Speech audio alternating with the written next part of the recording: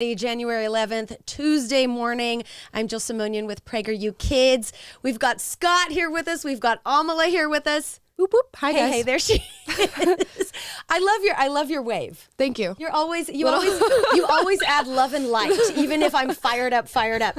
Okay, so yes, we are starting a new semester for our children in school. We're doing this Facebook Live as usual to talk to the parents, the grandparents, the teachers that are in our audience concerned about what's happening in education. We have a piece of breaking information that I received yesterday regarding the San Marcos School District here in California. That's in the San Diego area. Previously known as a very reasonable area in California, but I'm beginning to think that that's no longer the case. It's getting questionable. It's getting questionable. This video, we want to discuss this and we want to have your comments, but let's get into it. Let's just play this video that a teacher from San Marcos School District sent to us. Just play the video. Here we go. We'll talk later. Some people think, oh, boys should only do this, and girls should only do that, or girls should think this, and boys should think that. It's not true. And I told my dad I want some purple skinny jeans. He was like, are you crazy? My closet was literally pink, and now it's almost all blues, blacks, and browns. But remember that gender is not binary, right? There's a spectrum. We'd been discussing a lot of the gender issues in class, and to be honest, I didn't know what to expect. Some of them seem to be really thinking about it. I think it had never occurred to him that you could look at the world this way, that you could take off these labels. Turns out that they couldn't stop talking. I like to wear sneakers, jeans, and I don't like dolls. I hate the color pink. It doesn't matter what gender you are, it matters what kind of person you are. It says here that she is too weak to stand up for herself. Are you too weak to stand up for yourself? No. If I give you a marker, I want you to look at that color of marker and think to yourself, is this a boy color? Yes. Or is this a girl color? Or could this be both? I thought that it was different, like you should dress like a girl if you're a girl, but I don't think that anymore. Raise your hand if you're a boy and you can dance. Stand up, everybody can dance.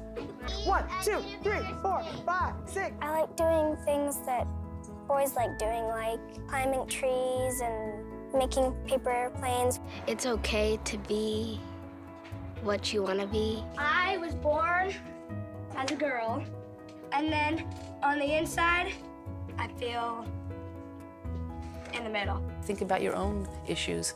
Think about what it brings up for you. Think about what you want for your children in the classroom. You'd be surprised at how open-minded parents are, and even more so, how welcoming children are to learning about this. You see kids embracing each other, loving each other, and that's the kind of community that we want to foster and model for the world.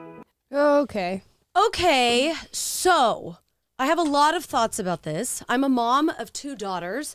I have always communicated, and I want to get your reaction in the comments, parents, grandparents, teachers, to this video. Do we want everyone to feel included? Yes, of course. Do we want boys and girls to know that they can be whoever they want to be on the inside? Yes, of course. Mm-hmm. Can girls like to climb trees? Yes, of course. Mm-hmm. Do some boys maybe find joy in playing house or play? Fine, no problem. I don't have an issue with that. However, what I do take concern with on a very, deep level is in the part in that video when the girl says, pointing to the chart on the wall, I was born a girl, but I feel like a boy. Why is that required to be in a class? If you are a girl and you like doing things and climbing trees and playing with trucks, you're still a girl. You can still like that stuff, but you're still a girl. I am concerned about the confusing messages that are being put on these children, which are very, very adult, complicated, complex situations. They're being forced, these conversations are being forced on these children before they are developmentally ready to fully understand Right, and interpret. and let's not forget the conversation is wrong. Girls can like what are traditionally male things. Boys can like what are traditionally female things. As you said, Jill, you can't conflate that with being confused about what your gender identity is. Those things are not synonymous. They are completely separate. And to look at a girl and say, oh, well, you're a girl who likes to wear jeans and sneakers and you like the color blue instead of pink, that means you might have a different gender and that you fall on the spectrum is completely false. It is false, and it's confusing. And this, okay, so let's say this just to add a little bit of context to this. This video is from an organization called Kinder Future, which is an outside agency that is now apparently providing guidance and training and lessons to the San Marcos School District near San Diego, California. A teacher sent us this video. She wishes to remain anonymous, but a teacher from the San Marcos area sent us this video saying all of the teachers in our school district have now been trained by this outside agency to include these ideologies and these messages inside the classrooms. According to this one teacher, the high school teachers were trained a while ago. Then the junior high teachers were trained after that, middle school. And now the elementary teachers in San Marcos School District have all been trained. It is not clear if parents have been informed about this outside agency being now training these teachers in this school district now, which brings up a whole thing of parents' rights. Do the parents have the right to know if these outside agencies are infiltrating classrooms? They should. Absolutely. Do not think that just because one may send their children to a public school or a private school that is embracing these kinds of narratives inside of a classroom when kids are supposed to be learning reading, writing, and math. Do not think that your parents' rights, that our parents' rights, stop at the classroom door. And more, what we've been learning, especially through our PragerU Resources for Educators and Parents membership group, our PrEP group that supports all of our PragerU Kids content and keeps the videos free for families. We've been learning more and more that these outside agencies are being hired by school districts and private schools to come in and train teachers on ideology that parents aren't necessarily informed about. Ask questions, find out what is going on at our school. This teacher who sent this to us also said that these lessons are, quote, encouraged, but not yet enforced, which I suppose that's good. But right now, I want to take a look at the PDF document that was also provided to us that really describes and outlines the goals of what Kinder Future was training teachers on. And I'm pulling it on. Let's see, Amala. Sure. Okay, so we've got the heart, we've got the supporting, engaging LGBTQ students and families at school. Okay, this concept of inclusivity. Obviously, inclusivity is a positive thing. But whatever happened to treat others by the golden rule? Right. Is it necessary that we break down all of these complicated adult topics like LGBTQ and all of these things? Is that necessary for a kindergartner? Absolutely not, although they would argue that it is. Right, they will argue it is. Scroll through. I just want to give people a look at this. And I think, do we have this? Here's a particularly incendiary slide. Go ahead, read it out loud. Why talk about LGBTQ now? The first bullet, why not? Ages vary for gender identity development, brain development, sexual development for children. The next one saying transgender. Sexual development for, 6-year-olds. Yep. I'm not laughing, but keep going. Sorry. Third one here, transgender kids may come to us as early as kindergarten. As early as TK kindergarten. Sexual development, orientation, identity later, but as early as 10. Would you ever think that now I don't want my kids talking about sex in a classroom at the age of 10. I don't. Me neither. There's no reason for a 10-year-old to be talking about sex in a classroom with a teacher or educator without a parent present. Parents' rights. Scroll down. We have the Genderbread Person. Again, these are slides that teachers in San Marcos Unified were received training on to be encouraged to include these lessons in their classrooms. We got the Genderbread Person. Keep scrolling. Bullying, mental health impact. There was something that I saw in these slides that raised an alarm. Inclusive bullying intervention. Hold on a minute.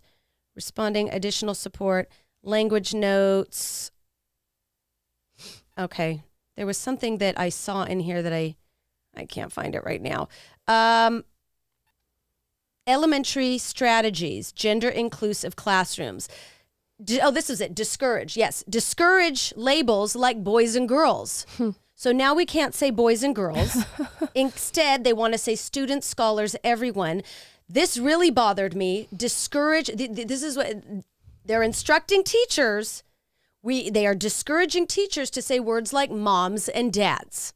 So the word mom and dad now are derogatory. This is absurd. These are lies. This is damaging to children.